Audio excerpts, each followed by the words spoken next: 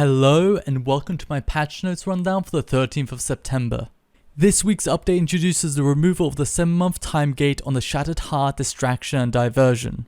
A lot of Grand Exchange limits have also been increased, helping prevent players from being locked out of content that they want to do. Without further ado, let's get right into it.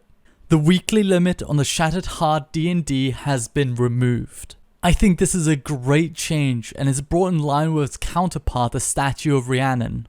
I personally dislike time gates that serve no purpose other than making the content feel artificially longer or harder to complete. A good example of time-gated content is sinkholes. You can only do 2 sinkholes per day. If you could do as many sinkholes in a day as you wanted, the XP output would be overpowered. Also, sinkholes can only be played once per hour. If you could do sinkholes at any time of the day, then it would be more difficult to find other players to play with. Strange and golden rocks can be added to the respective statues directly from the statue collection bag. Added 5 new enhancers, all of which may be obtained from the Motherlode Maw.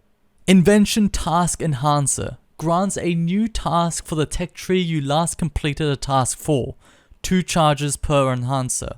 Agile Outfit Enhancer grants an additional lap of progress towards the Agile outfit per completed lap, 12 charges per enhancer. Menethos City Quest Enhancer grants plus 100% reputation when completing a Menethos City quest, 10 charges per enhancer. I believe most people do Menethos City Quest for the achievement rather than the reputation, since it pales in comparison to the Soul Obelisk, and not to mention that it's frustrating to keep track of when you're eligible to do one. Construction Contract Enhancer grants plus 100% construction credits when completing a construction contract, 25 charges per enhancer. Anachronia Basecamp Enhancer grants a plus 20% drop chance for rare building resources across Anachronia, 125 charges per enhancer. This stacks with the Roar of Osseous to plus 30%, but the income of resources is not only random, but negligible compared to how much the assigned workers bring in. The Creeping Hand and the Gecko Pet have been converted to interface pets. Adult geckos can now be caught in box traps. Similar to the Raccoon Pet, after this update you'll have to go capture all the variants of gecko if you want to unlock all the pets. I'll link the wiki with the respective locations for the geckos in the description. Let's move on to the Grand Exchange buy limits. I summarized the table down to the items that I think are notable, and I also decided to include the number of those items that you can use every 4 hours.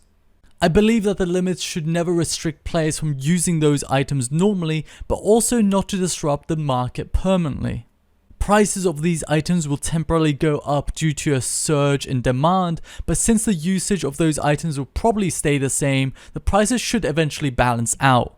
In conclusion, I think that a lot of these changes are pretty much spot on.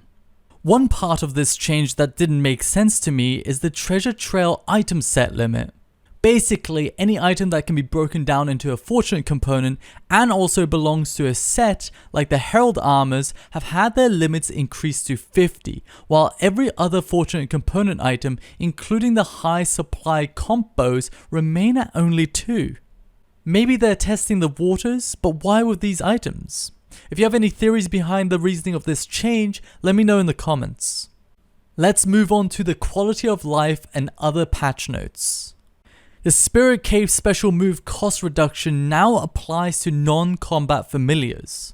A 20% cost reduction is very significant. This is most notable with the Spirit Cobra for Ironman and Pack Mammoth and Pack Yak wherever applicable. Moved Granny Potterington's contract options at Manor Farm and the Ranch Out of Time to a notice board. The notice board is located nearby and the new interface is really nice. It displays everything you need to know, like the amount you can sell and the refresh timer, as well as allowing you to change what you want to advertise for without going through layers of chat dialogue.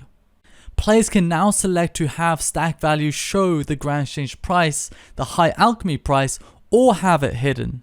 The Conquest Adore achievement is no longer required for the Trim Completionist Cape. This achievement required players to have a 1250 rating in the Conquest minigame. I think this is a good change for the simple fact that people don't play this minigame anymore, and the only realistic way of achieving this rating is through boosting. The Lorehound pet will now affect the drop rates of Ancient Pages and Magister's Journal pages.